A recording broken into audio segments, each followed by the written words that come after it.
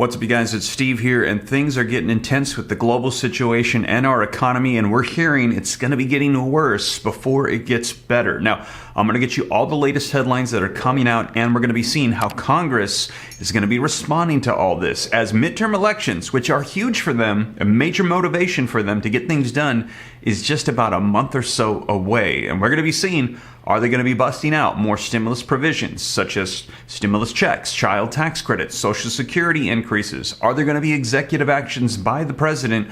What's going to be unfolding here? How do they respond? I'm going to get you caught up on the latest. This is your breaking news, stimulus check update and stimulus package update. Now, first, let's take a look at these headlines to get you caught up as to what's unfolding here. Now, this just came out 29 minutes ago from the time of this recording. The White House is reportedly weighing a controversial measure to lower gas prices ahead of the midterm elections. And that is because, take a look at this, you guys, OPEC Plus production cut threatens gas price spike ahead of the midterms. OPEC is making a decision, and the White House is not happy with this, and they're trying to figure out how to offset this because if you've noticed prices up, well, they're saying they're going to go up even more right before these midterm elections, which is not what Democrats want to see. Now, also, you guys, in addition to that, take a look at this. Will Russia use nuclear weapons? Putin's warning explained. That is right. They're now talking about war in Russia and Ukraine intensifying, and this could be negatively impacting the economy and the world, and already that situation with war, which is not good, even more so, you guys. So things are intensifying here, and take a look.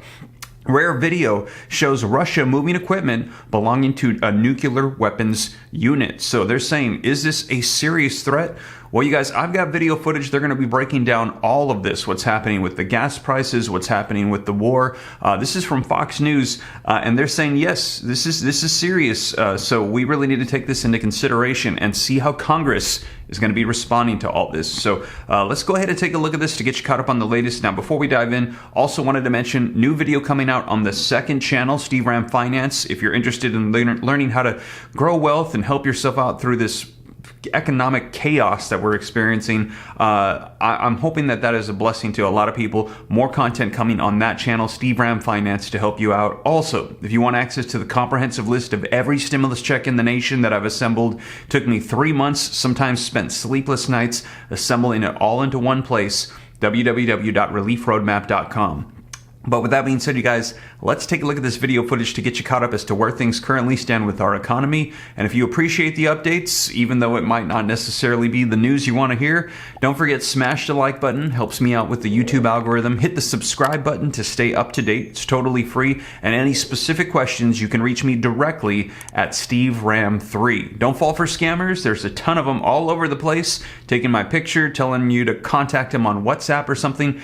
Not me, you guys. SteveRam3 on Instagram. Best way to get a hold of me directly. But with that being said, let's take a look at this video footage. There's breaking news from overseas. In Vienna, OPEC Plus has agreed to reduce production by 2 million barrels a day. Significant news. John Kirby, NSC Coordinator for Strategic Communications, works at the White House now with us now. Sir, good morning to you. Hope you get feeling better from COVID very soon. Want to get that negative test. Thank you. It's been 2.5 months since since President Biden went to Riyadh.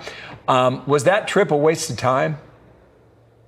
Oh, absolutely not, Bill. Look, we said at the time, even before he left, that the trip was not about oil. It was about much larger national strategic and national interest goals throughout the region to try to foster a more integrated, cooperative region.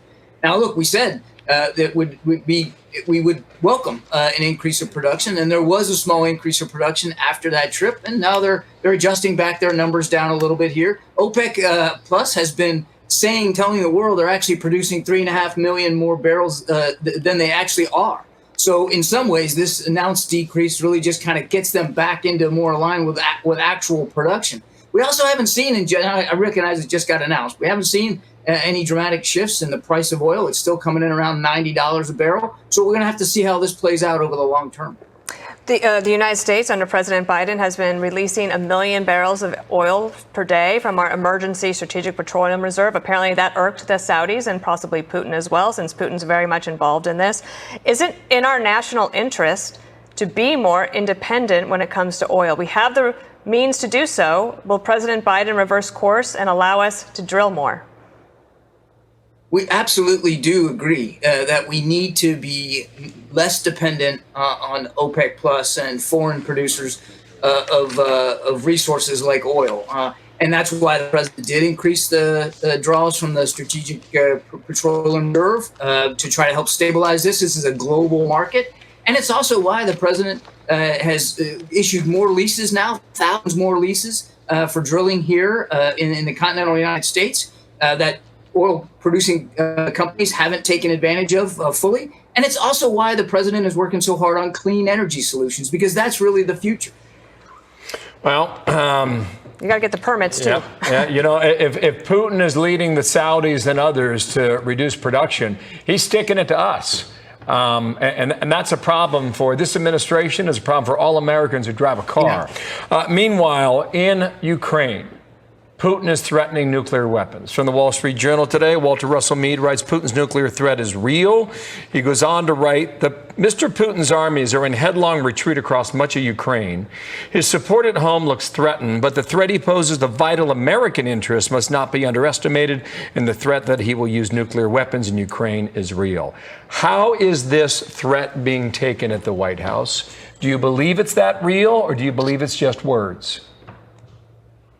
No, we take this seriously, Bill, and we have since the very beginning. I think you might recall you and I talking months ago, not long after this invasion began, where he started using this kind of rhetoric, very dangerous rhetoric about the potential use for nuclear weapons. So we have taken it seriously since the very beginning. It is not the kind of things you want to hear from the leader of a modern nuclear power. And we've been monitoring it as best we can, his nuclear posture, so that we can make whatever necessary changes we have to do. I can tell you that thus far, we've seen no indications that Mr. Putin has made a decision to use nuclear weapons or weapons of mass destruction inside Ukraine. And we have seen nothing that gives us pause to have to change our own strategic nuclear posture. So we're going to make sure that we've got the capabilities and the readiness in place to defend our national security interests and those of our allies in Europe against all threats. And that's where we remain today.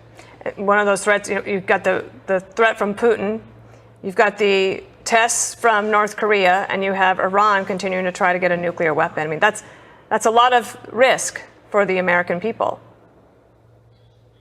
It is a lot of risk, Dana. You're right. I mean, there are regimes out there that are pursuing capabilities or have at their disposal capabilities that absolutely threaten our national security and those of our allies and partners, which is why we're staying very, very focused on this. You saw just in the last couple of days, in response to the North Korea's ballistic missile launch, which went over the island of Japan, that we conducted some exercises, air exercises with our Japanese counterparts and some air exercises with our South Korean counterparts. We're working on bilateral and trilateral cooperation regimes so that we can stay ready to meet that threat to the peninsula if it comes to pass. And the same thing with Iran. And the president has been exceedingly clear. We are not going to allow Iran to achieve a nuclear weapon. Now, we'd like to do this through diplomacy, but diplomacy doesn't appear to be working right now. We aren't any closer to getting a deal with Iran than we were a few months ago. That's unfortunate, but we still believe we need to have the capabilities in place in the region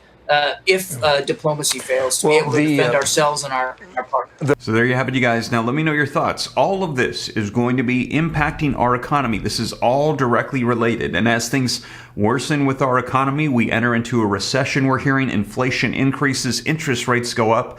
We're hearing that this is likely going to be the #1 leading potential cause for stimulus checks. They're saying a recession is going to lead to a 4th federal level stimulus check. Now we will see, because right now it's midterms, and if there was ever a motivation for those in power to stay in power, it's the elections, because that's where they could lose their seats.